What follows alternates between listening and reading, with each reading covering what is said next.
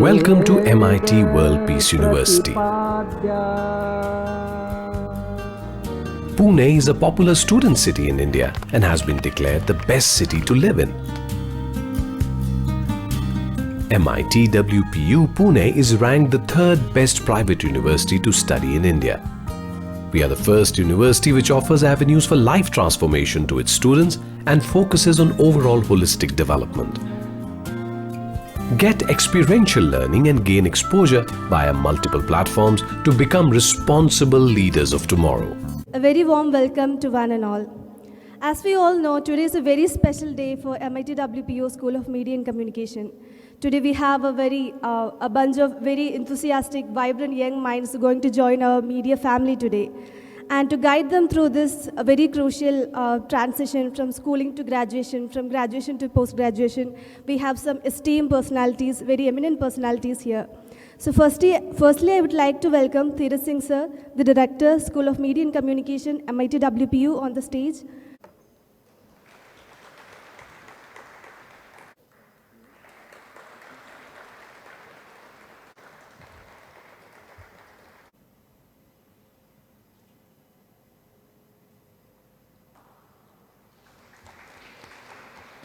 We are so happy to be hosting this for you, a one-on-one interaction with you, so that you understand what kind of institution or what kind of place you are entering. So MIT World Peace University is a very unique university. You must be wondering, when you are applying to this university, what is the context or what is the purpose of peace in education? Our founder, Professor Dr. Vishwanath Karad, he was a lecturer at one of the engineering colleges, a very famous engineering college in Pune. And after a long stint of teaching, he realized that there is something missing in education. There is some kind of wholesomeness which is missing in the way we teach our children, especially our engineering students. And he decided to break away and start his own engineering college. And the stress of this engineering institution was not just to impart education, not just to give degrees to young students so that they become engineers and professionals, but also to give them a well-rounded perspective of Indian culture, where we are coming from, and particularly the concept of peace.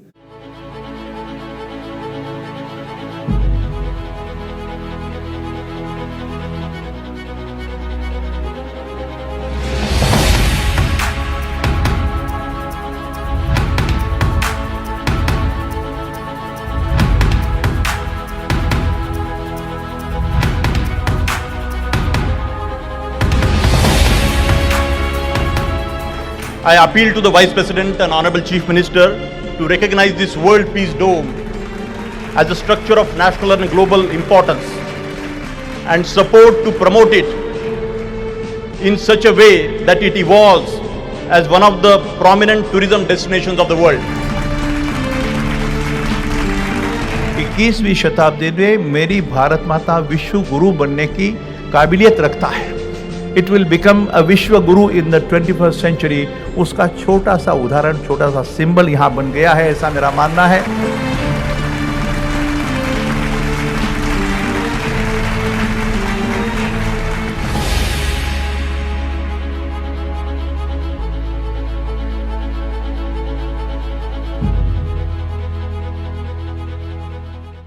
His vision is that peace is a very important aspect of our daily lives. Unless we have peace, we cannot lead towards innovation. And innovation is especially important in this 21st century, where we are in the midst of a flux, be it technology, be it information, the way information is shared, the way information is sent out, disseminated. A lot of our old ways, old techniques are changing.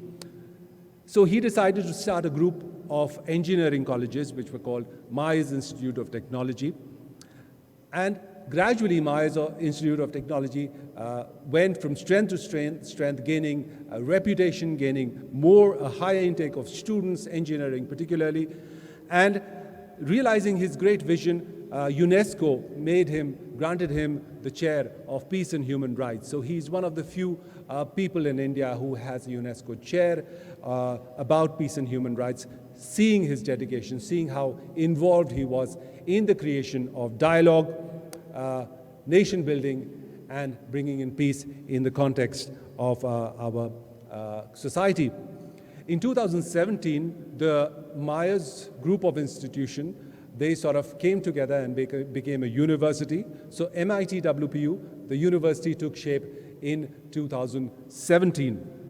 The School of Media and Communication also hosts a very unique National Conference of Media and Journalism. And this year, we'll be into our fourth conference of National Conference of Media and Journalism. And what this National Conference does is it brings about stakeholders and leaders in the media, not just the media, but in also allied branches of the media. So it would be advertising, PR, people in social media, people who are influencers.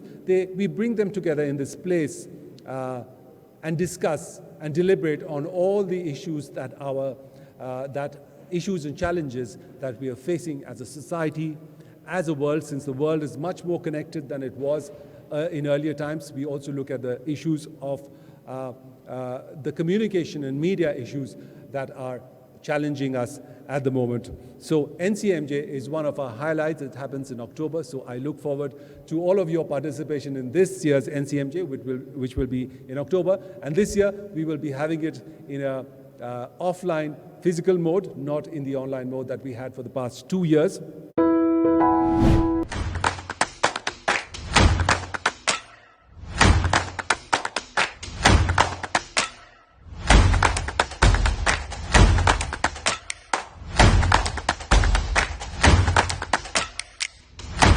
The memories of first NCMJ are still very fresh in all our minds, as the conference saw some of the best media personalities coming together under one roof.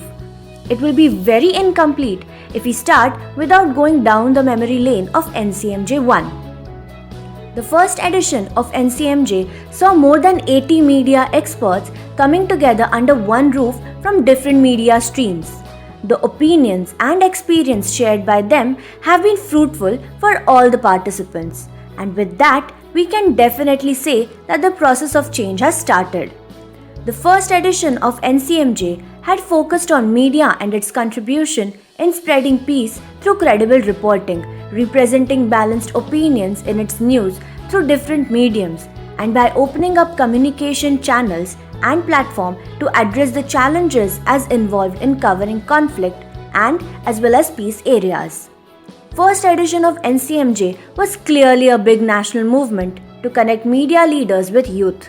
This time, its focus is more realistic and in sync with the current situations of the country. The first NCMJ was full of variety of topics and had in-depth discussions which engaged the panel members as well as the listeners.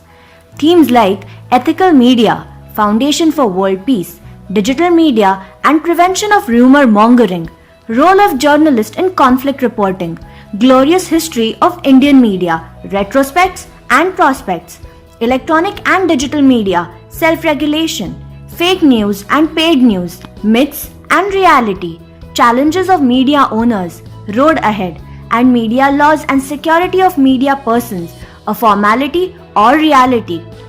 MIT-WPU National Conference on Media and Journalism acted as a platform to sow seeds in creating movement by connecting youths with media leaders.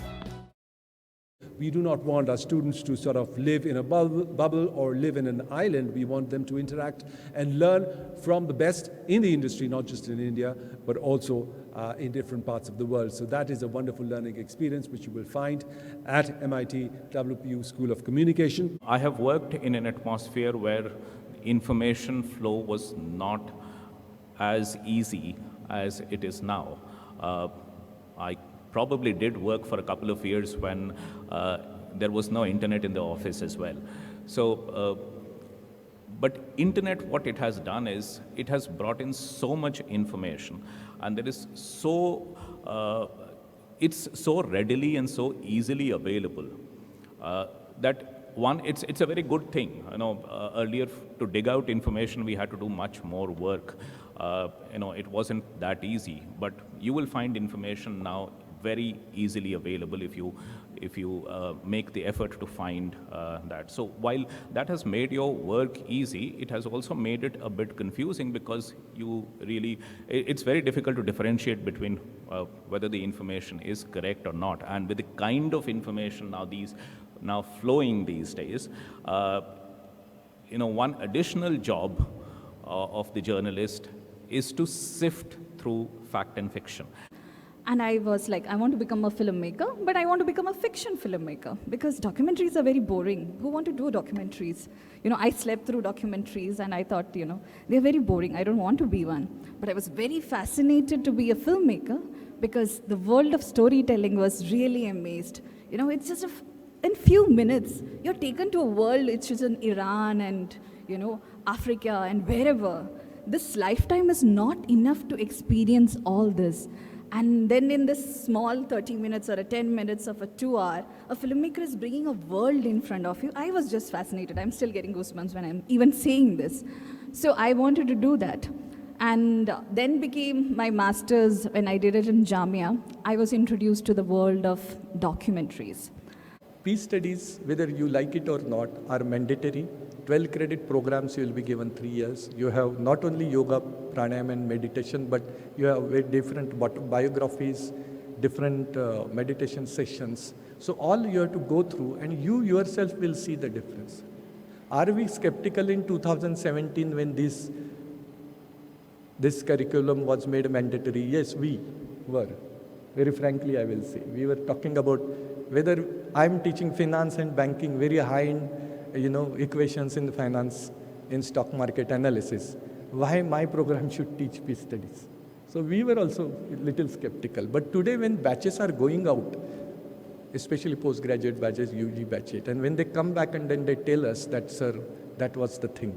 Initially we were also skeptical, students, parents were also skeptical, but now we come to know that that is required at that particular age or that particular point in time.